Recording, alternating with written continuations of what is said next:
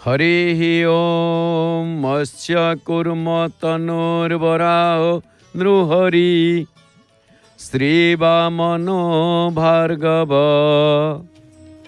स्तव दाशरथेश्च यादवपति बुधोत्थल कल्कीपतिः अन्ये चापि सन कुमार कपिलो प्रक्षाकलांसा हरे सर्वे ते कलिकल्मषघ्नचरिता कुर्वन्तु नो मंगलम। जय जय श्री जगन्नाथ, जय जय श्री जगन्नाथ, जय जय श्री जगन्नाथ। कला कंज दला अंजन मर्कत इंद्र नीलमणि घन सुधानंद आह्लाद मादक श्रृंगार प्रेम मिलन। प्रिय जगन्नाथ प्रेमी दिव्यात्मन ममाराध्या माता भगिनी वृंद आपण माने को समस्त को जय जगन्नाथ टीवी परिवार तरफ हार्दिक अभिनंदन शुभेच्छा। दर्शन करुचंती तीनी रथ आउ तीनी रथ सांगरे महाप्रभु कालिया ठाकुर। अय ठाकुरे तमे तो एठी बसिल, तम गाड़ी सियाड़े मुहैछि ना, सेपटे मुख्य ठाकुर अच्छा। बाहुड़ा यात्रा 24 तारीख ता भितरे गला काली हारी गले महाप्रभु, जीति गले महालक्ष्मी। कथा रहिला, कथा रहिले कौन हम कौनटा कथा रहिला जे मत गोटे कथा कहले कली झगड़ा करी कौन किसी है कली झगड़ार किसी समाधान है कौन समाधान ये गले झगड़ा करदे कली करदे लक्ष्मी नारायण महालक्ष्मी गले काली देखिले आपण माने हेरा पंचमी रे काली पंचमी हेरा पंचमी हेरा होरा हरा हारी गले महाप्रभु। किंतु सत कथा कहले कौन है कहले महाप्रभु तांको काम ठीक जमती करिया कथा कर धुआं बुले देले आ महालक्ष्मी की धुआं बुले देना हाँ चल मु जाऊँगी हाँ जी बुले दौरान किसी भरोसा नहीं।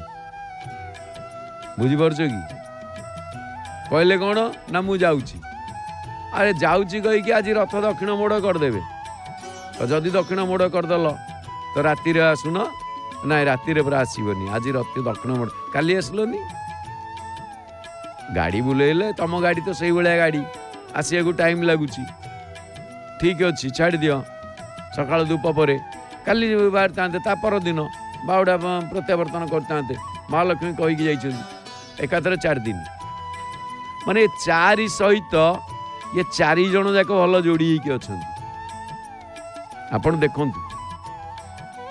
केमती ना 4 दिन महाप्रभु कंठ देकी जाइतिले राधाराणी की फेरी नाहांती अदिति ठारू विदाय नहीं कि गले महाप्रभु फेरी नाहांती। बुझीपारछन तो कौन है फेरी नाहांती।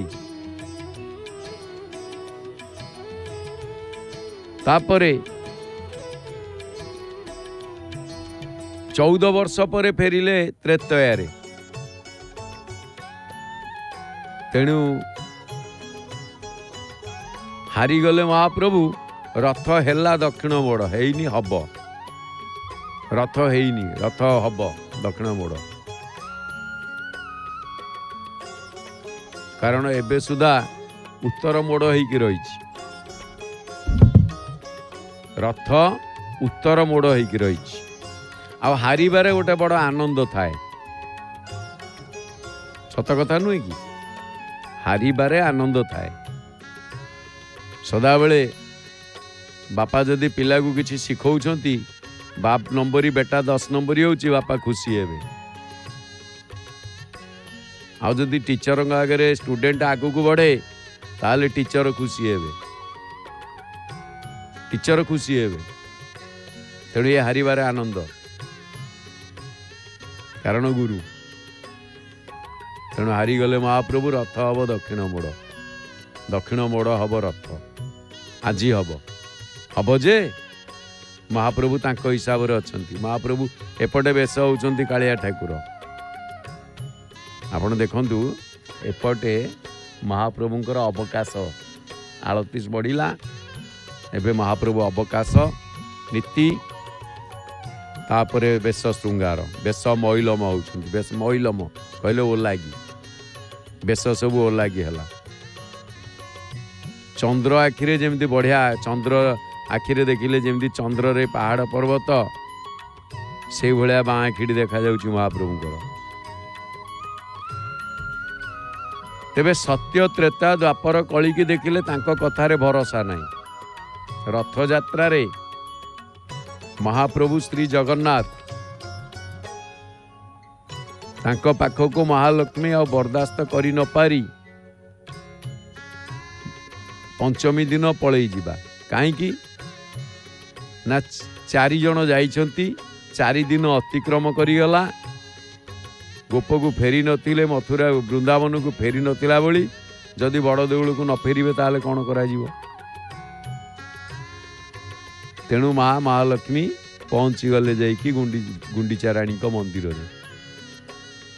आ गुंडीचा राणी को मंदिर रे पहुँची गला परे सांगेरे आनिमो ना। आमर गोटे कथा अछि मोहचूर्ण। से मोहचूर्ण कौन? ईश्वर को पाइबार मोह, प्रभु को पाइबार मोह, जगन्नाथ को पाइबार मोह। अवकाश बर्तमान महा लाइट बंद है। तेणु ये जो हेरा पंचमीटी जगन्नाथ महाप्रभुंकर गुंडीचा महोत्सवर गोटे उपयात्रा। कारण स्नान यात्रा रथ यात्रा बा गुंडीचा यात्रा बाहुड़ा यात्राटी गुंडीचा यात्रार अंतर्भुक्त बाहुड़ा यात्रा। सेमती हेरा पंचमी ये हूँ उपयात्रा। कारण महालक्ष्मी यात्रा आम देखुचे दुईटी दृश्य देखुचे। गोटे पटे सिंहद्वार दृश्य जय जगन्नाथ टीवी रे आउ सिंहद्वार नुहे ये नाकचଣା द्वार। ये जो द्वारटी आम देखुचे ये गुंडीचा मंदिर नाकचଣା द्वार। यही बाटे महाप्रभु आसीबे। नो एंट्री प्रवेश निषेध। आश्चर्य कथा बड़ देउल रे जो बाटे प्रभु आसंती सही बाटे जाती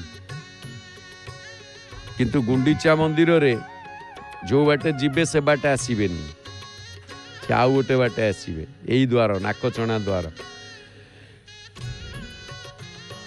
ये द्वारटी ना नाकचଣା महाराणी को नाकचଣା बिक्री के द्वार तैयारी होता।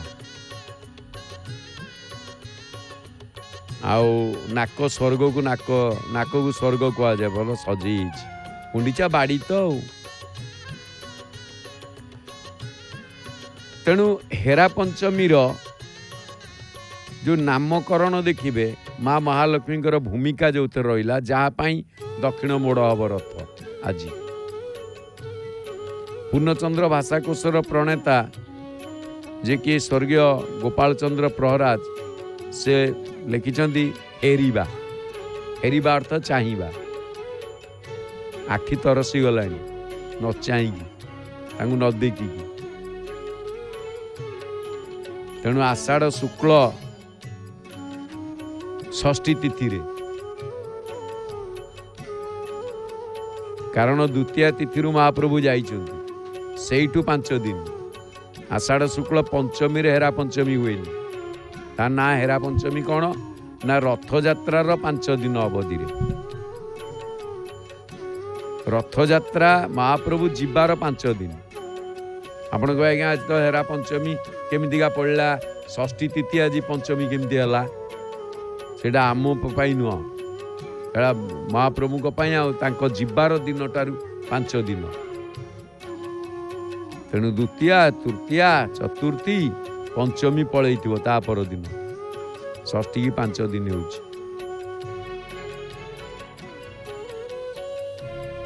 तेणु महालक्ष्मी कौन है नीति मंदिर लक्ष्मी महालक्ष्मी हेरिबाकू माने देखा न देखिकी मन भारी व्यस्त लगे कौतरे मन लगे शयने सपने किबा जागरणे कहीं न लगे मन कौतरे मन लगलानी कन्हई लगी गाई गुआल आ कौन 56 भोग कौन पाई हम 60 पौटी किए खाइब तो तांको खाया पीई भूली गले। आमे देखुचे केड़े सुंदर से द्वार को द्वार नाकचणा द्वार भक्त माने आसुचंती प्रत्यावर्तन द्वार दर्शन कर सारी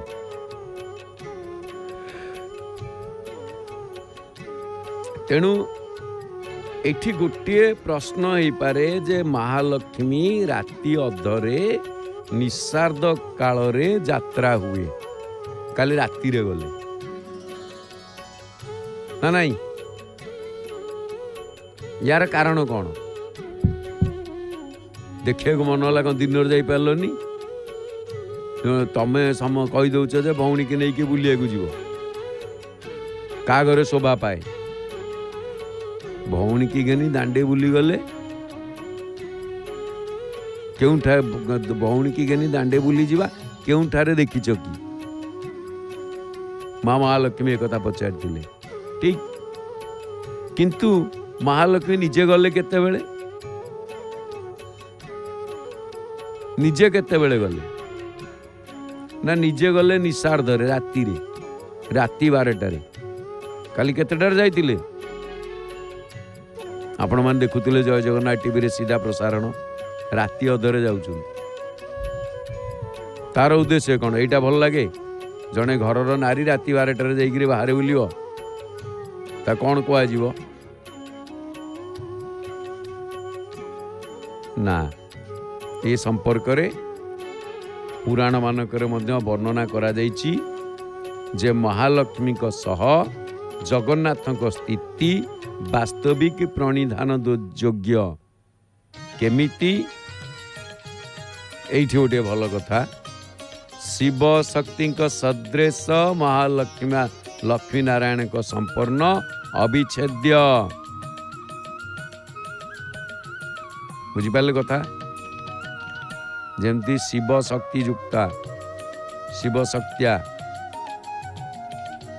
सेमती लक्ष्मी को नारायण संपर्क अविच्छेद्य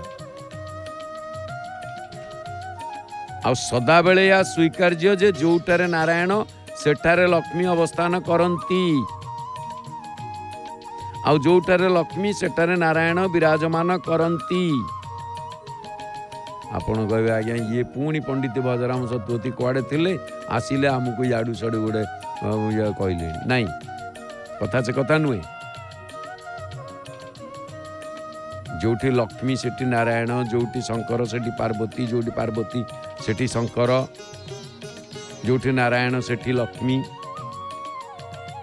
स्कंद पुराण को देखिले आमे स्पष्ट माने जानिदबा अनुमेय कौन पुंरूपे स्त्री स्वरूपेण लक्ष्मी ही सर्वत्र तिष्ठति कथाटी बुझीगला। ए दृष्टि भगवान विष्णु पुरुष माँ लक्ष्मी स्त्री लक्ष्मी सबुठारे विद्यमान पुणी नहीं बुझीगलानी आपण कहे ना ये हेलानी कौन पुंग रूपे स्त्री रूप स्वरूपेण लक्ष्मी सर्वत्र तिष्ठति सी कम नहीं तो पुरुष रूप से सी तो स्त्री तो रहिले बड़ देउल सी तो रहिले जाइए गुंडीचा मंदिर रे आ सेठी केमती लक्ष्मी रहिले रहिले पुंग नामना भगवान विष्णु स्त्री नामना कमलालया अर्थात एटी पुरुष आउ शक्ति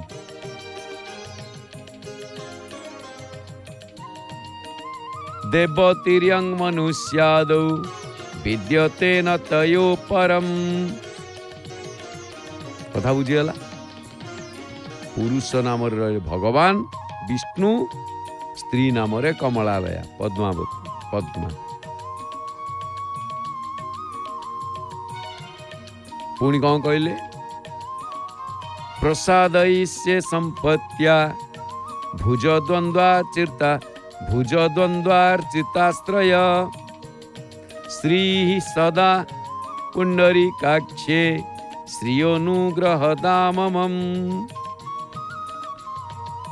तेणु समस्त विचार रे प्रभु जगन्नाथ महालक्ष्मीकर पतिपदरे सदा सर्वदा अधिष्ठित।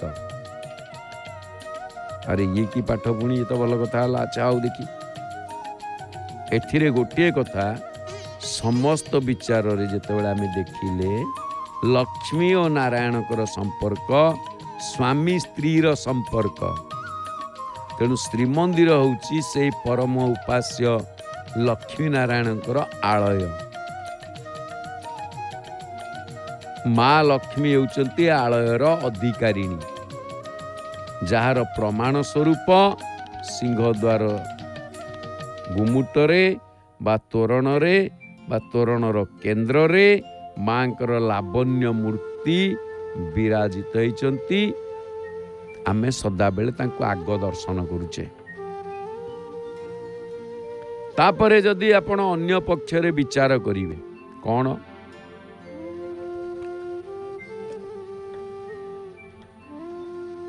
पाचिका महालक्ष्मी स्वयं भोक्ता जनार्दन न प्रतीकात्मा। कथाटी बुझीगला न प्रतीकात्मा। श्री जगन्नाथंक प्रीत्यर्थरे श्री जगन्नाथ देव प्रीत्यर्थे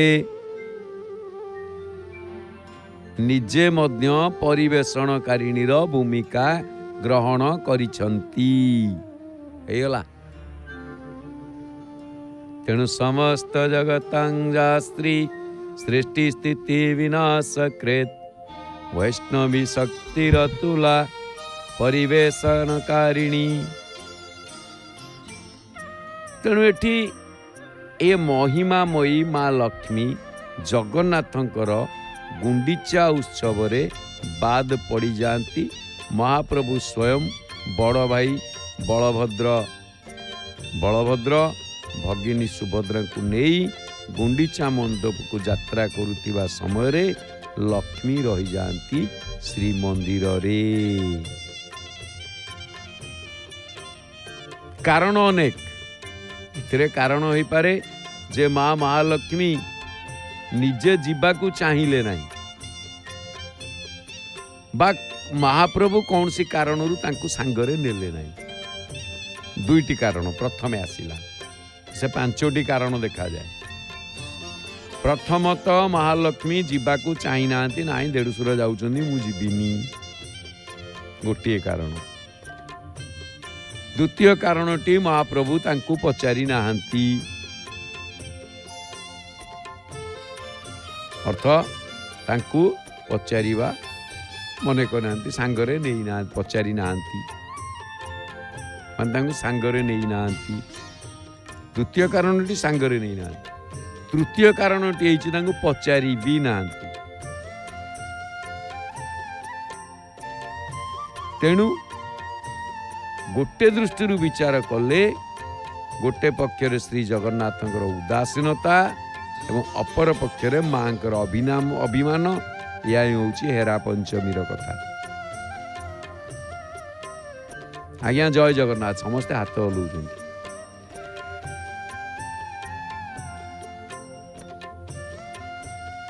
तेणु जेतेबेले श्रीमंदिर रे ए सबु घटना घटिला महाप्रभु गले माँ महालक्ष्मी ही गले कौन अभिमानी मानमयी अभिमानी।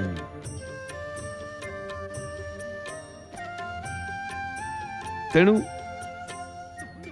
सबु यात्रा मध्यरे जेमिति पतित पावन पुरुषोत्तमकर रथ यात्रा श्रेष्ठ सेमिति रथ यात्रा रे हेरा पंचमी होउची ଶ୍ରେଷ୍ଠ ଯାତ୍ରା।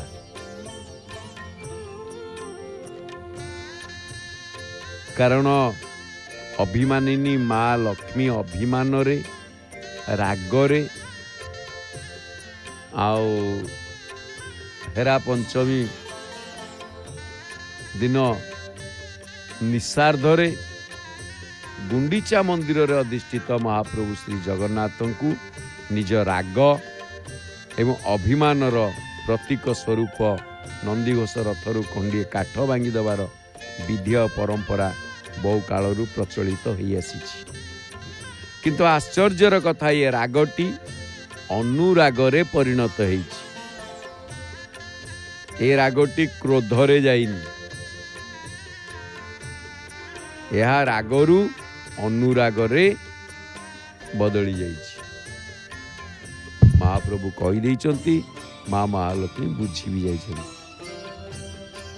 ଯିବେ କୁଆଡ଼େ? ମହାପ୍ରଭୁ କହିବେ ଆଉ ମହାଲକ୍ଷ୍ମୀ ବୁଝିବେନି, ଏକଥା କେବେ ହେଲାଣି?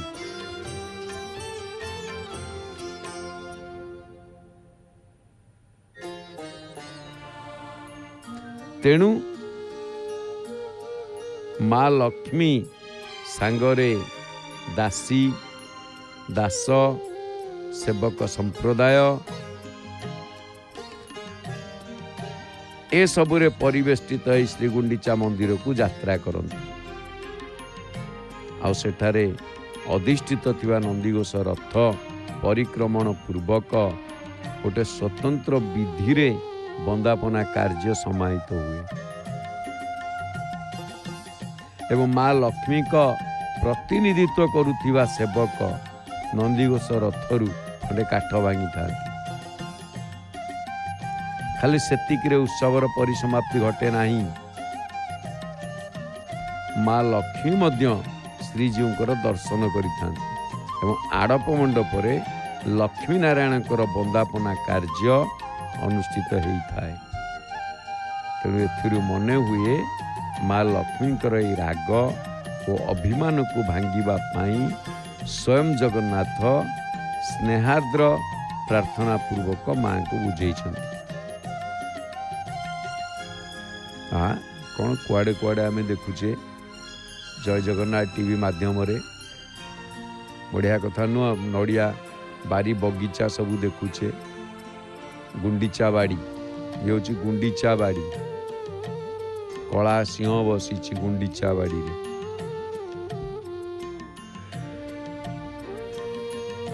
ତିନିଟି ଯାକ ରଥ ଆଜି ଦକ୍ଷିଣ ମୋଡ଼ ହେବେ। ତେଣୁ ଗୋଟିଏ କଥା ଆପଣ ଦେଖିବେ, ଯେଉଁ ମା ମହାଲକ୍ଷ୍ମୀଙ୍କର ରାଗ, ଜଣେ ପତ୍ନୀର ରାଗ, ଜଣେ ନାରୀର ରାଗ, ସ୍ତ୍ରୀଙ୍କର ରାଗ, এইটা যদি ଆପଣ ବିଚାର କରିବେ ତାହେଲେ ବିରହ ମିଳନ ଅଭିମାନର ଅଭିବ୍ୟକ୍ତିଟି ଖୁବ ମର୍ମସ୍ପର୍ଶୀ ହେଇଛି।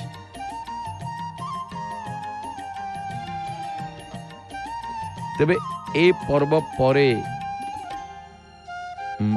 ମାନେ ମା ପଳେଇ ଆସନ୍ତି, ମା ବାହୁଡ଼ି ଯାଆନ୍ତି। କୋଉ ବାଟ ଦେଇକି? ନା ହେରା ଗୋହିରୀ ସାହି ବାଟ ଦେଇକି। ତେଣୁ ୟାର ନାମ ହେରା ପଞ୍ଚମୀ ମଧ୍ୟ ନାମକରଣ ହେବା ଯଥାର୍ଥ। କିନ୍ତୁ ସତ କଥା କହିଲେ, ମା ବୁଲିକି ଆସିଥିବାରୁ, ହେରା ଗୋହିରୀ ସାହି ଦେଇ ଆସିଥିବାରୁ ଅଧୁନା ସେ ସାହିର ନାମ ହେରା ଗୋହିରୀ ସାହି, କେ ହେରା ଗୌରୀ ସାହି କହନ୍ତି।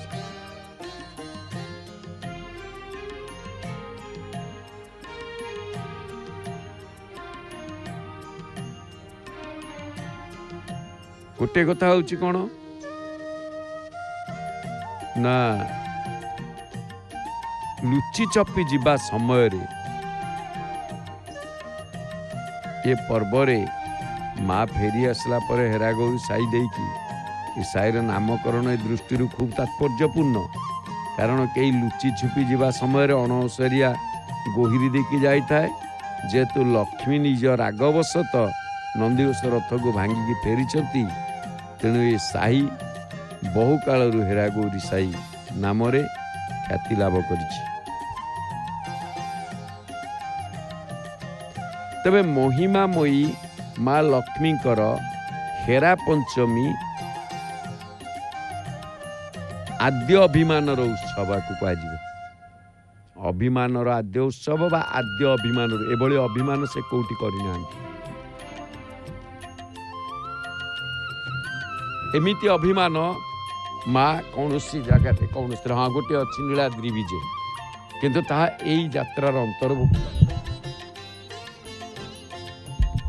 କାରଣ ମାଙ୍କ ଅଭିମାନର ଦ୍ୱିତୀୟ ପର୍ଯ୍ୟାୟ ସଂଗଠିତ ହୁଏ କେତେବେଳେ ନା ଲକ୍ଷ୍ମୀ ନାରାୟଣ ଭେଟରେ। ଗୁଣ୍ଡିଚା ମଣ୍ଡପରେ ଶ୍ରୀ ଜଗନ୍ନାଥ, ବଳଭଦ୍ର, ସୁଭଦ୍ରା, ସୁଦର୍ଶନ 9 ଦିନ ବ୍ୟାପୀ ଏ ଯାତ୍ରା ହେଲା ବେଳେ ବାହୁଡ଼ା ଯାତ୍ରା କରନ୍ତି ଦଶମୀ ତିଥିରେ। ନନ୍ଦିଘୋଷ ରଥ ବାହୁଡ଼ା ପୂର୍ବ ଦିନ ଗଜପତି ମହାରାଜଙ୍କର ନବର ନିକଟରେ ପହଞ୍ଚିଲା ପରେ ପୁଣି ମହାଲକ୍ଷ୍ମୀ ଦାସ ସେବକମାନଙ୍କୁ ନେଇକି ଯାଇକି ଉପସ୍ଥିତ ହୋଇଯାନ୍ତି ଶ୍ରୀନଅର ଆଗରେ। ଶ୍ରୀ ଜଗନ୍ନାଥଙ୍କର ଅଧରମାଳ ମହାଲକ୍ଷ୍ମୀଙ୍କୁ ଏବଂ ମହାଲକ୍ଷ୍ମୀଙ୍କ ଅଧରମାଳ ଶ୍ରୀ ଜଗନ୍ନାଥଙ୍କୁ ଅର୍ପିତ ହୁଏ।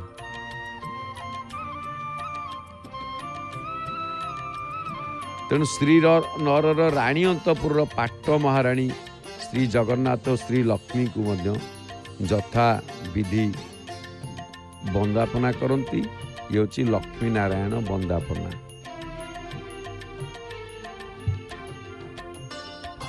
ଏହି ବନ୍ଦାପନା ଉତ୍ସବ ପରେ ଲକ୍ଷ୍ମୀ ବାହୁଡ଼ି ଯାଆନ୍ତି ଶ୍ରୀମନ୍ଦିରକୁ। ଜଗନ୍ନାଥ ଏବଂ ଲକ୍ଷ୍ମୀଙ୍କର ଏହି ମିଳନ ଉତ୍ସବ ବାସ୍ତବିକ ଭକ୍ତଜନ ହୃଦୟଗ୍ରାହୀ। ସହସ୍ର ସହସ୍ର ଅଗଣିତ ଭକ୍ତ ଇଏ ଲକ୍ଷ୍ମୀନାରାୟଣ ଭେଟ ବା ମିଳନ ଉତ୍ସବ ଦେଖିକି ଅଭିଭୂତ ହୋଇପଡ଼ିଥାନ୍ତି।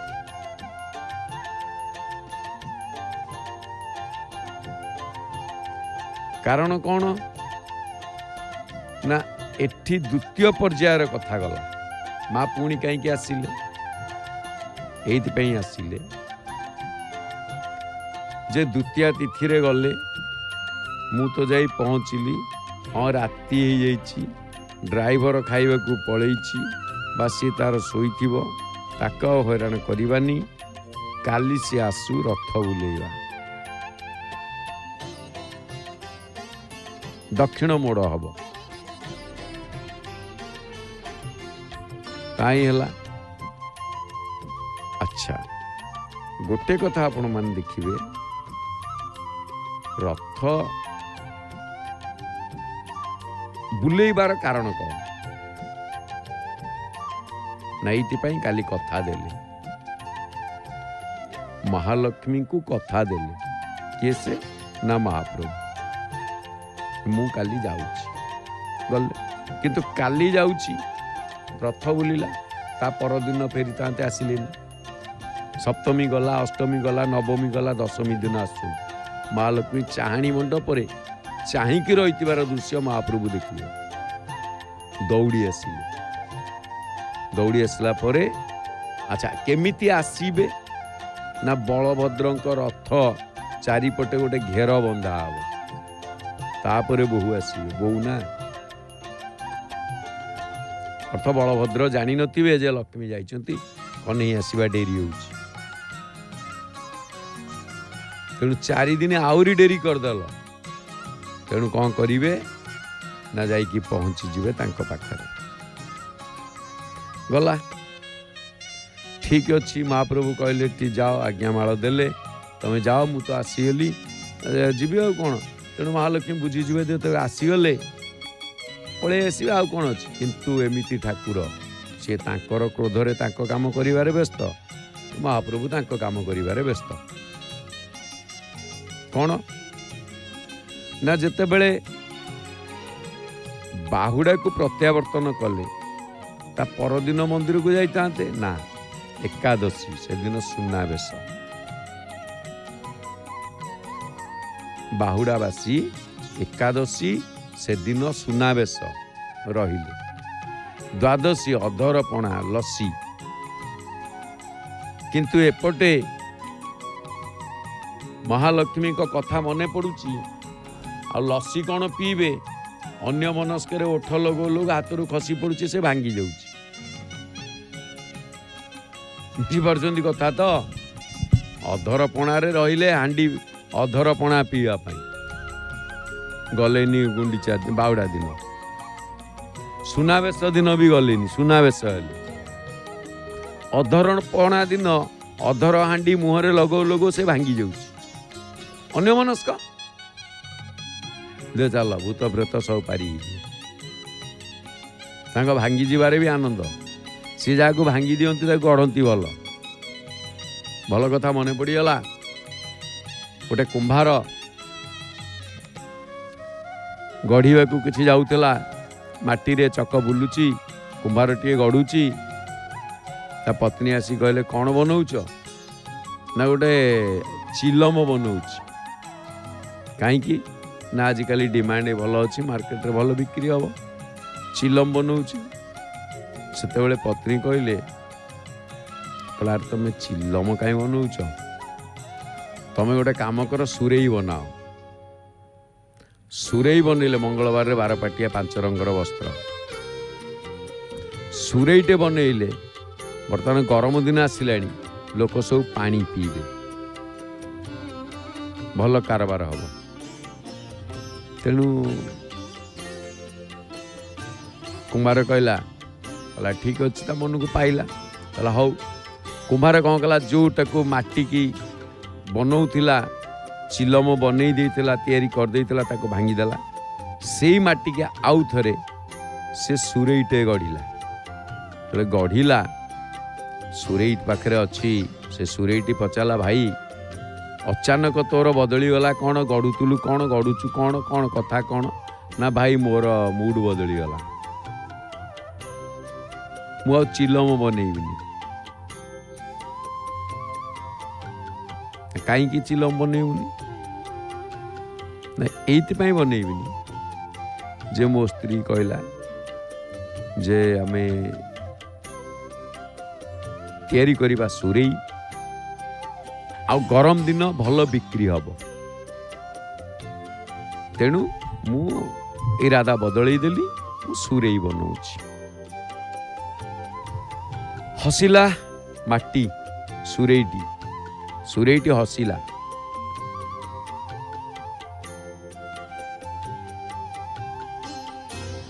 କହିଲା ଯାଉ, ଖୁସିର କଥା ଯେ ତୁ ସିନା ତୋର ଇରାଦା ବଦଳେଇ ଦେଲୁ, ମନଟା ବଦଳେଇ ଦେଲୁ, କିନ୍ତୁ ମୋର ଜିନ୍ଦେଗୀ ବଦଳିଗଲା। ତୋର ଟିକେ ସମୟର ମନ ପରିବର୍ତ୍ତନ ହେଲାନି, ମୋ ଜିନ୍ଦେଗୀଟାକୁ ବଦଳେଇ ଦେଲା। ନା କ'ଣ କେମିତି ବଦଳେଇଲା? ନା ବନେଇଥିଲୁ ଚିଲମ, ଜଳିଥାନ୍ତି, ମୁଁ ଜଳେଇଥାନ୍ତି ସମସ୍ତଙ୍କୁ। ଚିଲମ ବନିଲେ କ'ଣ ହବ? କିଏ ହୁକା ପିଇବ, କିଏ ଗଞ୍ଜେଇ ଟାଣିବ, ତା ଦେହରେ ନିଆଁ ଥୋଇକି। ତେଣୁ ମୁଁ ଜଳିଥାନ୍ତି, ଅନ୍ୟର କଲିଜା ଜଳେଇଥାନ୍ତି, ତା ଦ୍ୱାରା କଲିଜା ଜଳୁ ଜଳୁ ପରିବାର ବି ଜଳିଥାନ୍ତା, ଅଶାନ୍ତି ସୃଷ୍ଟି କରିଥାନ୍ତି। କିନ୍ତୁ ତୋ ସ୍ତ୍ରୀ କି ଧନ୍ୟବାଦ ଦେବାକୁ ପଡ଼ିବ, ସେ ବନେଇଦେଲା, କହିଲା ସୁରେଇ ବନା। ତୁ ସୁରେଇ ବନେଇଲୁ, ଯାହାଫଳରେ କି ମୁଁ ନିଜେ ଥଣ୍ଡା ରହିବି, ଅନ୍ୟମାନଙ୍କୁ ମଧ୍ୟ ଥଣ୍ଡା ପ୍ରଦାନ କରିବି, ନିଜେ ଶୀତଳ ରହିକି ମୁଁ ଅନ୍ୟକୁ ଶୀତଳତା ପ୍ରଦାନ କରିବି। ତେଣୁ ମୋ ଜିନ୍ଦେଗୀ ବଦଳିଗଲା। କଥାଟି ବୁଝିପାରିଲେ ତ? କଥାଟିରେ କେତେ ମାନେ ମହତ୍ୱପୂର୍ଣ୍ଣ କଥାଟି। ତେଣୁ ଆମେ ଚିଲମ ନ ବନି ନିଜକୁ ସୁରେଇ ବନେଇବା ପାଇଁ ଚେଷ୍ଟା କରନ୍ତୁ। ଆଉ ତାହା ହିଁ ହେଇଛି। କାଲି ମହାଲକ୍ଷ୍ମୀ ଯେତେବେଳେ କ୍ରୋଧ ଜର୍ଜରିତା ହେଇକି ଯାଇଛନ୍ତି, ଯେ ତମେ 4 ଦିନ କହିକି ଗଲ, 4 ଦିନରେ ଆସିଲନି, ମାନେ 4 ଦିନ କହିକି ତ କହିକି ଯାଇଥିଲ ରାଧାରାଣୀ, ତମର ଭରସା ନାହିଁ। ବାମନ ହେଇକି ଆସିଥିଲ ଯେ ଗଲ, ତମର ଦେଖା ମିଳିଲାନି। ରାମ ହେଇକି 14 ବର୍ଷ ବନବାସ ଗଲ। ଏତେ ପାଲା, ଏତେ ସପନକୁ ମୋ ପାଖରେ ରାତି ନାହିଁ। ମୁଁ ରାତିରେ ଆସିଛି, ରାତି ଚାଲ ପଳେଇବା, ଭାଗିକି ପଳେଇବା। ନା ଯେଉଁ ଟ୍ରଙ୍କ ବାକ୍ସ ଆଣିଛେ ସେଗୁଡ଼ା ଥାଉ, ମୋ ପାଖରେ ବହୁତ ଅଳଙ୍କାର, ମୁଁ ପିନ୍ଧିକି ଆସି ପଳେଇ ଚାଲ। ମହାପ୍ରଭୁ କହିଲେ ନାହିଁ, ସେମିତି କେମିତି ହେବ? ଲୋକ କହିବେ ଭାଗିକି ପଳେଇଲା। କାଲି ସକାଳେ ଯିବି, ଦକ୍ଷିଣ ମୋଡ଼ ରଥ ହେବ, କାରଣ ଡ୍ରାଇଭର ଖାଇ ପିଇକି ଶୋଇଛି। କାରଣ ତାଙ୍କ ନ୍ୟାୟରେ ଦ୍ୱାରପାଳ ପୂଜା ଯେହେତୁ ଆଗ, ସେ ଡ୍ରାଇଭର ପାଇଁ, ଦ୍ୱାରପାଳ ପାଇଁ, ଅନ୍ୟାନ୍ୟ ସେବକଙ୍କ ପାଇଁ ସେ ଭାରି ତତ୍ପର। ତେଣୁ ସେ ଶୋଇଛି। ତାକୁ ଆଉ ଉଠେଇବାନି। ଆଉ ଯଦି ବା ଉଠେଇବା ନିଦ ବାଉଳାରେ ଗାଡ଼ି ଚଲେଇବ, କେଉଁଠି ନେଇକି ଢୁକେଇଦେବ, ସିଏ ପୁଣି ଅସୁବିଧା ହେବ। ତେଣୁ ତମେ କାଲି ମୁଁ ରଥ ମୋଡ଼ିକି ମୁଁ ଯାଇ ପହଞ୍ଚି। କାଲି ତ ରଥ ଗଡ଼ିବ, ଆଉ କାଲି ରଥ ଗଡ଼ିବ ବାସ୍। ମୁଁ ସିଂହଦ୍ୱାରେ ପହଞ୍ଚିଗଲେ 4 ଦିନ ଲାଗିଲା। ମା ରାଗିଗଲା ପରେ କ'ଣ ହେଲା ନା, ଯେତେବେଳେ ରାଗିଗଲେ ତାପରେ ଆସିଲେ ରାଜନହର ସାମ୍ନାରେ ଦେଖା କଲେ। କହିଲେ ଚାଲ, ମୁଁ ପୁରା ଆସିଗଲି ନା ଏତେ ଡେରିରେ, ନା ଯାହା ହେଇଯାଇଛି ମୁଁ ଆସିଗଲି, ଯିବି। କିନ୍ତୁ ପୁଣି ଆସିକି ଦେଖିଲା ବେଳକୁ ସିଂହଦ୍ୱାରରେ ରହିଲେ ଆହୁରି 4 ଦିନ। ବାହୁଡ଼ା, ସୁନାବେଶ, ଅଧର 3 ଦିନ ପରେ 4 ଦିନ ନୀଳାଦ୍ରିକି ବିଜେ କଲେ। ଚିନ୍ତା କରନ୍ତୁ, ସେଠି 4 ଏଠି 4 ପୁଣି। ତେଣୁ ମହାଲକ୍ଷ୍ମୀ କବାଟ ଦେଇଦେଲେ, ଗଲେ ଯାଅ ଫେରି ନୀଳାଦ୍ରି ବିହାରୀ ଭଉଣୀକୁ ସାଙ୍ଗେ ନିଅ, ଉଛୁର ହେଲେ ସେ କୋପ କରିବେଟି ନନ୍ଦରାଜାଙ୍କର ଝିଅ। ରାଗିଗଲେ, ତମେ ତ ଭଲ 4 ଧରେଇଛ ମତେ, କ'ଣ ଯୋଉ କୁହନ୍ତି 1 2 3 4 ବେଗି ଯା ଘରୁ ବାହାରି। ଆଉ ତାହେଲେ ଯାଅ, ବାହାରିକି ଯାଅ। ତେଣୁ ଆମେ ଗୁଣ୍ଡିଚା ବାଡ଼ିର ଦୃଶ୍ୟ ଦେଖୁଛେ, ବଢ଼ିଆ ସବୁ ଟେଣ୍ଟ ପଡ଼ିଛି ଭକ୍ତମାନେ ଯିବା ପାଇଁ। ସିଂହଦ୍ୱାର, ଗୁଣ୍ଡିଚା ମନ୍ଦିର ପଟ ସିଂହଦ୍ୱାର, ଦଶାବତାର ମଠଟି ବଢ଼ିଆ ସୁନ୍ଦର ଦେଖାଯାଉଛି। ଦେଖିଲେ 4ଟା କାହାଳି, ଭକ୍ତମାନେ ସିଂହଦ୍ୱାରରେ 2 ହାତ ଟେକି ଦେଉଛନ୍ତି। ଠିକ ଅଛି। ତେଣୁ ବର୍ତ୍ତମାନର ପରମ୍ପରାରେ ଅବଶ୍ୟ ଅନ୍ତପୁର ରାଣୀଙ୍କ ଆସିବା ବ୍ୟବସ୍ଥା ନାହିଁ, କିନ୍ତୁ ତତ୍କାଳୀନ ସମୟରେ ପାଟ ମହାରାଣୀଙ୍କ ପକ୍ଷରୁ ସେବକ ସମ୍ପ୍ରଦାୟ ଏ କାର୍ଯ୍ୟକୁ ପରିଚାଳନା କରୁଛନ୍ତି। କେଉଁଠି ନା ବିଦାୟ ଦେଲେ ତାଙ୍କୁ। କିନ୍ତୁ ମହିମାମୟୀ ଲକ୍ଷ୍ମୀଙ୍କର ଉତ୍ସବ ପରେ ତୃତୀୟ ପର୍ଯ୍ୟାୟରେ ହେଇଗଲା କ'ଣ ନା କଳିର ସୂତ୍ରପାତ। କେବେ ନା ନୀଳାଦ୍ରି ବିଜେରେ ପହଣ୍ଡି କରିକି ବିଜୟ ହେଇକି ମନ୍ଦିର ଭିତରକୁ ଯେତେବେଳେ ମହାପ୍ରଭୁ ପ୍ରବେଶ କରିବେ, କଳାହାଟ ଦ୍ୱାର ସାମ୍ନାରେ ଇଏ ପର୍ବ ପାଳନ। କାହିଁକିନା ହେରା ପଞ୍ଚମୀ ଠାରୁ ଶ୍ରୀ ଜଗନ୍ନାଥ ମହାପ୍ରଭୁଙ୍କୁ ଲକ୍ଷ୍ମୀଙ୍କର ଏଇ କଳହ ମଧୁରେଣ ସମାପ୍ତି ହେଇଛି। କଳହଟି ମଧୁରରେ ସମାପ୍ତି ହେଇଛି, କାରଣ କଳହଟି ଲଙ୍କା, ଆଉ ଲଙ୍କା ଖାଇଲେ ରାଗ ଲାଗିବ। ରାଗ ଲାଗିଲେ କ'ଣ ଦରକାର ନା ମିଠା ଖାଇଦେଲେ ରାଗ କମିଯିବ। ତେଣୁ ରାଗିକି ଅଛନ୍ତି ମହାଲକ୍ଷ୍ମୀ, କଳି ତ ଲାଗିଲା, ତମେ ବାହାରି ଯାଅ। ଶେଷକୁ ତାଙ୍କୁ କ'ଣ କଲେ ନା ରସଗୋଲା ଧରେଇ ଦେଲେ। ରସଗୋଲା ରସରେ ପାଟି ବାନ୍ଧି ହେଇଗଲା, ମିଠା ହେଇଗଲା, ଆଉ କର୍କଶ ଶବ୍ଦ ବାହାରିବ କୋଉଠୁ? ତେଣୁ ଶ୍ରୀ ଜଗନ୍ନାଥଙ୍କ ପାଇଁ ଯେଉଁ ଦ୍ୱାର ବନ୍ଦ ରଖାଗଲା, ତା ଦ୍ୱାରା ଗୋଟିଏ ପାର୍ଶ୍ୱରେ ଶ୍ରୀ ଜଗନ୍ନାଥଙ୍କର ସେବକ ବୃନ୍ଦ ଏବଂ ଅପର ପାର୍ଶ୍ୱରେ ମହାଲକ୍ଷ୍ମୀଙ୍କର ସେବିକା ଦାସୀମାନେ ଉତ୍ସାହିତ ରହିକି ମଧୁର ବଚନିକାର ବାକ୍ୟାଳାପ କରନ୍ତି।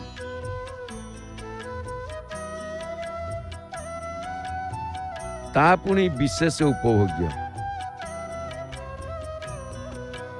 ଆଉ ଅଭିମାନିନୀ ଲକ୍ଷ୍ମୀ ପ୍ରାଣପ୍ରିୟ ଜଗନ୍ନାଥଙ୍କ ଉଦ୍ଦେଶ୍ୟରେ ଛଳପୂର୍ଣ୍ଣ କ୍ରୋଧ ପ୍ରକାଶ କରନ୍ତି ଏବଂ ଜଗନ୍ନାଥଙ୍କୁ ନବଦିନ ଯାତ୍ରାର ବିଚ୍ଛେଦ ଦୁଃଖକୁ ସେ କଟୁକ୍ତି ଦ୍ୱାରା ଜଣାନ୍ତି। ଆତ୍ମୀୟତାର ସହିତ, କ୍ରୋଧର ସହିତ, ରାଗିକି, ରୁଷିକି, ଅଭିମାନ କରି, ମାନଗୁମାନ କରି। ତେଣୁ ମହାପ୍ରଭୁଙ୍କୁ ବୁଝେଇବାକୁ ପଡ଼େ। ଏଥିରୁ କ'ଣ ଜଣାପଡ଼େ? ପ୍ରଭୁଜୀ ତୁମ ଚନ୍ଦନ ହୋ ତ ମେ ପାନି, କିନ୍ତୁ ପ୍ରଭୁଜୀ ତୁମ ଆଗ ହୋ ତ ମେ କ୍ୟା ଜାନି। ପ୍ରଭୁଜୀ ଆଗ ହୁଅନ୍ତିନି, ମା ମହାଲକ୍ଷ୍ମୀ। ମହାଲକ୍ଷ୍ମୀ ଆଗ ବବୁଲା ହେଲା ବେଳକୁ ଜଗନ୍ନାଥ ଭଗବାନ ପାଣି ହେଇଯାଆନ୍ତି। ନୀରବ। ଆଉ ତାହା ହିଁ କାଲି ଘଟୁଛି। ଘରେ ଯଦି ଲଢ଼େଇ ଝଗଡ଼ା ହେଉଛି, ଜଣେ ପୁରା ପ୍ରଚଣ୍ଡ କୋପରେ ଅଛି, ଆଉ ଜଣେ କିଛି ନ କହି ଚୁପ୍ ରହିବା ଭଲ। ନହେଲେ କ'ଣ ହବ ନା ଲଙ୍କାରେ ନିଆଁ ଲାଗିବ, ଲାଭ କ'ଣ ହବ? ତେଣୁ ନିଆଁ ଆଗରେ ପାଣି ହେବା ଦରକାର, ନିଆଁ ସାଥିରେ ନିଆଁ ହେବନି। ଯେମିତିକା ହନୁମାନଙ୍କ ଲାଞ୍ଜରେ ପାର୍ବତୀ, ଏକାଦଶ ରୁଦ୍ର ଅଗ୍ନିତତ୍ଵ। ଇଆଡ଼େ ହନୁମାନଙ୍କୁ ବହୁତ ଗୁଡ଼ିଏ କ୍ରୋଧ ଦେଲାଣି, ପାହାର ପକେଇଲାଣି ରାକ୍ଷସ ମାନେ। ଶେଷକୁ ନିର୍ଯାସ କ'ଣ ଆସିଲା ନା କପଡ଼ା ଗୁଡ଼େଇ ଦିଅ ଲାଞ୍ଜରେ, ନିଆଁ ଲଗେଇ ଦିଅ। ଯେତେବେଳେ ନିଆଁରେ ନିଆଁ ଲାଗିଲା ସେ କ'ଣ ହେଲା, ପୁରା ଲଙ୍କା ସାରା ଡେଇଁଲେ, ଜାଳିଲେ, ଜଳିଲା। ତେଣୁ ଏ ଜାଗାରେ ହେରା ପଞ୍ଚମୀର ଅବସରରେ ମହାପ୍ରଭୁ ଯେତେବେଳେ ମହାଲକ୍ଷ୍ମୀ ଆସନ୍ତି ରାତି 12ଟାରେ, ପାଟିତୁଣ୍ଡ କରିବା ଠିକ୍ ନୁହଁ। ତମେ ଯାହା କହିଗଲ ମୁଁ ସବୁ ଶୁଣିଲି, ନିର୍ଦ୍ଦେଶ ନିଅ, ମୁଁ ଯାଇ ପହଞ୍ଚୁଛି। ଯେତେବେଳେ ମହାପ୍ରଭୁ କହିଲେ ଯେ ମୁଁ ଯାଇ ପହଞ୍ଚୁଛି, ତେଣୁ ମହାଲକ୍ଷ୍ମୀ ବିଦାୟ ନେଇକି ଆସିଲେ। ତେଣୁ ବିଶେଷ ଉପଭୋଗ୍ୟ ଏଠି ଯେଉଁ କ୍ରୋଧ ବଦଳରେ ସିଏ କ'ଣ କରନ୍ତି, ଛଳପୂର୍ଣ୍ଣ କ୍ରୋଧ ଦେଖାଇଲା ବେଳକୁ ଜଗନ୍ନାଥ କ'ଣ କରନ୍ତି ନା ତାଙ୍କୁ ଅତି ସୌହାର୍ଦ୍ଦ୍ୟପୂର୍ଣ୍ଣ କଥା କହିଥାନ୍ତି। ତେଣୁ ବହୁ ପ୍ରବୋଧନା ପରେ ମା କବାଟ ଖୋଲନ୍ତି ଏବଂ ସେଦିନର ମିଳନାନନ୍ଦର ପ୍ରତୀକ ସ୍ୱରୂପ କେବଳ ସେ ହିଁ ଗୋଟିଏ ଦିନ ଶ୍ରୀମନ୍ଦିରରେ ରସଗୋଲା ଭୋଗ ହୁଏ। ଆଉ ଅନ୍ୟ କୌଣସି ଦିନ ରସଗୋଲା ଶ୍ରୀମନ୍ଦିରରେ ଭୋଗ ହୁଏ ନାହିଁ। ରସଗୋଲା ଭୋଗ କରିବାର ଗୋଟିଏ ବିଧି।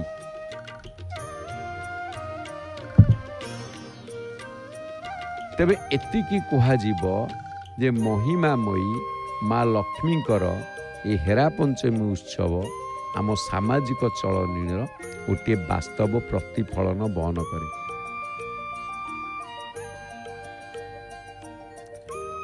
ପରିବାରର ସ୍ୱାମୀ ଏବଂ ସ୍ୱାମୀର ସମ୍ପର୍କ କିପରି ଅବିଚ୍ଛେଦ୍ୟ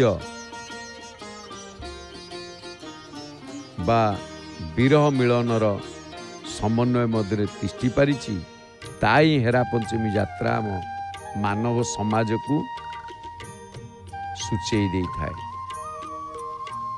ତେଣୁ ଶ୍ରୀ ଜଗନ୍ନାଥ ଦେବତା ହେଲେ ମଧ୍ୟ ଯେହେତୁ ଶ୍ରୀ ସ୍ୱ ମାନୁଷ ଲୀଳୟା ମହାପ୍ରଭୁ ଜଣେ ନିଚ୍ଛକ ଗ୍ରାମର ଇଷ୍ଟ ହିସାବରେ, ଗ୍ରାମାଞ୍ଚଳ ହିସାବରେ ମହାପ୍ରଭୁଙ୍କୁ ଗ୍ରାମାଞ୍ଚଳ ଭାଷାରେ ତାଙ୍କୁ ସବୁ ପୂଜା କରାଯାଉଛି। ତେଣୁ ଏଠି ହେରା ପଞ୍ଚମୀ ସେଇ ପରମ ପୁରୁଷ ପରମ ବ୍ରହ୍ମ ଶ୍ରୀ ଜଗନ୍ନାଥଙ୍କର ସାମାଜିକ ଚଳନୀର ଗୋଟିଏ ବାସ୍ତବ ନମୁନା।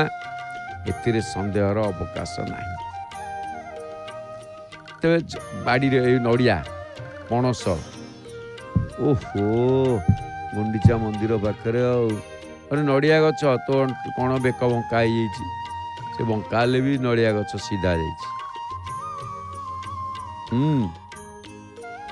ବୃକ୍ଷାଗ୍ରେ ବାସ ନଚ ପକ୍ଷୀରାଜ, ବରଗଛ। ଏପଟେ ଆମେ ଦେଖୁଛୁ 3 ରଥ। ତେଣୁ ମା ମହାଲକ୍ଷ୍ମୀ ଯେତେବେଳେ ରଥ ଯାଇକି କୁହାଯାଇଛି ବା ମହାପ୍ରଭୁଙ୍କ ସହିତ କଥା ହେଇଛନ୍ତି, ରଥ ଭାଙ୍ଗନ୍ତି। ରଥ ଭାଙ୍ଗିବାର ଦୃଶ୍ୟ ଆପଣ ଏବେ ଦେଖିବାକୁ ପାଇବେନି। ପରମାର୍ଥିକ ଦୃଷ୍ଟିରୁ ଦେଖିଲେ ପିଠି ମହାପ୍ରଭୁଙ୍କର ରଥକୁ ଆଉ ଥରେ ମାନେ ଯେଉଁ ତିଆରି ହୁଏ, ଭାଙ୍ଗିଯାଏ ରଥ କେତେବେଳେ ନା ରଥଯାତ୍ରା ପରେ। ତେଣୁ ରଥ ଦକ୍ଷିଣ ମୋଡ଼, ଦକ୍ଷିଣ ଦିଗକୁ ଯାତ୍ରା, ଦକ୍ଷିଣାୟନ ଯାତ୍ରା କୁହାଯାଏ। ହାରିଯିବାଟା କିଛି ବଡ଼ କଥା ନୁହଁ। ନିଜ ଲୋକ ପାଖେ ହାରିଲେ ସମ୍ମାନ ବୃଦ୍ଧି ହୁଏ। ହାରିବା ଜିତିବା ତ ଦୁନିଆରେ ଲାଗି ରହିଛି। ଜୀବନ କାଳ ଭିତରେ ଆମେ ତ କ'ଣ କରିଛେ, କେବଳ ବହୁତ ଗୁଡ଼ିଏ କଥା ଆସେ। ଆମେ ହାରିବା, ଯିଏ ଥରେ ହାରିକି ଜିତିଥାଏ ତାକୁ ବାଜିଗର କୁହାଯାଏ। ତେଣୁ ଏ ଯେଉଁ ହାରିବାର ଦର୍ଶନ ମହାପ୍ରଭୁଙ୍କ ପାଖରେ ହିଁ ଶିଖିବାକୁ ମିଳିବ। ପତି ପତ୍ନୀ କଳି ଲାଗିଲେ, ସେ ନିଆଁକୁ ତମେ ନିଆଁ ହେଲ, କ'ଣ ହବ? କ'ଣ ହବ? ସେ ନିଆଁ ହେଇଗଲେ। କେତେ ଜଣ ନିଆଁ ଅଛନ୍ତି? ଥରେ ନିଆଁ ହେଇଛନ୍ତି କେବେ? ଯାହା ଘରେ ନିଆଁ ହେଇନାହାନ୍ତି ସେ ମାନେ କିଛି ହେଇଯିବ ସମୟ ଆସିବ ଆଉ। ତେଣୁ ନିଆଁ ସାଙ୍ଗରେ ପାଣି। ଆଚ୍ଛା, ଏକଥା ଜାଣିବା ଦରକାର ଯେ କାହିଁକି ପାଣି ହେଇଯାଆନ୍ତି? ଆରେ ନିଆଁଟା ବା ସେ ପାଣିରୁ ଆସିଛି। ଆରେ ପାଣିରେ ପୁରା ନିଆଁ ଅଛି, ଅଗ୍ନି। ବିଦ୍ୟୁତ କୋଉଥିରେ ଅଛି? ବିଦ୍ୟୁତ କୋଉଥିରେ ଅଛି? ନିଆଁରେ। ତେଣୁକରି ମହାପ୍ରଭୁ ପାଣି ସତ ପ୍ରଭୃତ ଭାବରେ। ତେଣୁ ମହାପ୍ରଭୁ ନିଜେ ଆମମାନଙ୍କୁ ସେ ମଙ୍ଗଳ ବିଧାନ କରନ୍ତି। ଇଏ ହେଉଛି ମଙ୍ଗଳମୟ କାର୍ଯ୍ୟ। ସୂତ୍ରାମାକଲିତା ଶନି ଶୃଭକର ସାଗ୍ନିର୍ୟମୋ ଦଣ୍ଡଭୃତ୍ ଖଡ୍ଗୀ ନୈରତ ଦିକ୍ପତିଶ୍ଚ ବରୁଣ ପାଶୀ ଧ୍ୱଜଙ୍କୋ ନୀଲଃ ଯକ୍ଷେଣଶ୍ଚ ଗଦାକରଃ ପରଶୁଭୃତ୍ ଭର୍ଗୋକ୍ଷସୂତ୍ରୀ ଚତୁ वक्रोऽनन्तनतनु सीताम्बुजकर कुर्वन्तु नो मंगलम। तीन रथरु दुईटी दृश्य आम देखुचे। दुईटी रथर गोटे लाल कला सुभद्रांक रथ आ गोटे तालध्वज। तेणु तालध्वज रथ को देखुचे, देवी रथ को देखुचे। आज दक्षिण मोड़ ए वर्ष गोटे नुआ कथा, सेवायत माने ऊपर को जीवाई दियों को नीति करने सेवायत मान सीढ़ीर व्यवस्था करा सेतेबेले सबू सेमती चढ़ी जाऊे बढ़ई दौ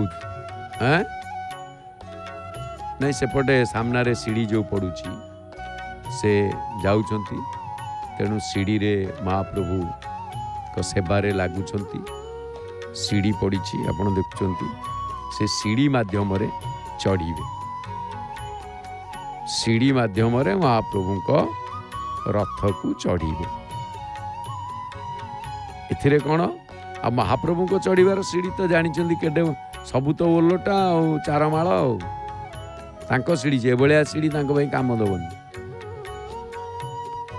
भाबिबा को पड़िबो जे सीढ़ी महाप्रभु पई जे प्रस्तुति करथिले प्रथमे जो दिमाग लगेइथिले तांको पई अन्य किछि काम दबनी। लुहा सीढ़ी बनइले खसिबो, वर्षा वर्षी जमती होची चिकण। तेणु सीधा तापाई तालगड़ काठर भी पारिबनी।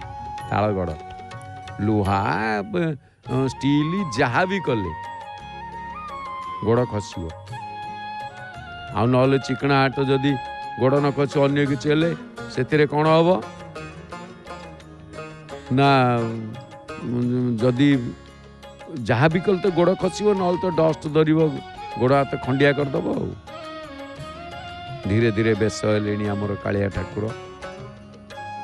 तेणु आबद्ध शत्रुनाशक इंद्र, श्रुवहस्त अग्नि, दंडधारी जम, खड्गधारी नैऋत, पश्चिम दिक्पति पाशधर वरुण, पताका चिन्हित वायु, गदाधर जक्षराज कुबेर, परशुधारी ईशान, अक्षमालाधर चतुर्मुख ब्रह्मा एवं श्वेत पद्म स अनंत आम मानकर मंगल विधान करंतु। तेणु महाप्रभुंकर यही रथ आज होउछि दक्षिण मोड़। तार सीधा प्रसारण मध्य आम जय जगन्नाथ टीवी रे देखिबाकू पाइबा। बाहुडा यात्रा आउ मात्र 24 तारिख, आज होछि 21, 22, 23 मात्र 3 दिनर अवधि। शुक्रवार दिन पड़ुछि बाहुडा यात्रा बा प्रत्यावर्तन यात्रा, उल्टा यात्रा। महाप्रभु प्रत्यावर्तन करिवे जन्मवेदी जन्मभूमि कर्मभूमि। कारण से जगहटी होउछि महाप्रभुंकर कर्मभूमि। कौ जगह ना जो जगार महाप्रभु जाइछन्ति। तेणु ये जो रथ देखुंट बलभद्र रथ, सुभद्रा रथ, जगन्नाथ रथ। गोटे रथरे चक 14, गोटे रथरे चक 12, आ गोटे रथरे चक 16 चक देखा जाउची जगन्नाथ रथर। 9 जन लेखाए पार्श्व देवता, किंतु सुभद्रा रथरे पार्श्व देवी। तेणु श्रीक्षेत्र रे जगन्नाथ महाप्रभु महानायक, तथापि अग्रज रूप से श्रीक्षेत्रवासी बलभद्र को बड़ ठाकुर कहते। तेणु चकर संख्या 14, 16 ठारू 2 अंक कम थिले मध्य से होचंती चतुर्दश भुवनर नायक। किए से ना 14 चक बलभद्र रथर।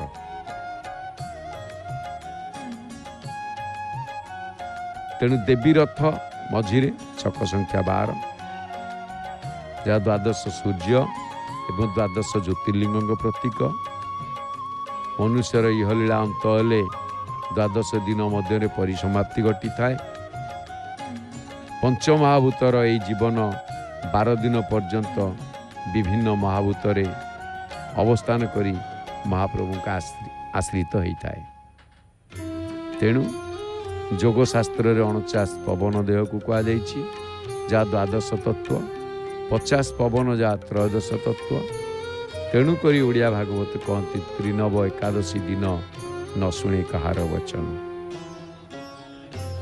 तेणु महाप्रभुंकर यही रथयात्रा आमोददायक यात्रा, पतित पावन यात्रा, माँ महालक्ष्मीकर महाप्रभु सहित कथोपकथन आमे जय जगन्नाथ टीवी चैनल माध्यम सीधा प्रसारण रे आमे दर्शन करुचे करिबा मध्य।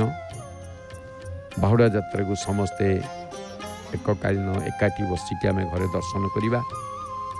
आसंतु शुणिबा सुनाम धन्य कंठशिल्पी नमिता अग्रवाल भावपूर्ण कंठरे सुंदर सुमधुर सावलील भजन आ एक स्वर रे कहिबा जय जय श्री जगन्नाथ, जय जय श्री जगन्नाथ, जय जय श्री जगन्नाथ।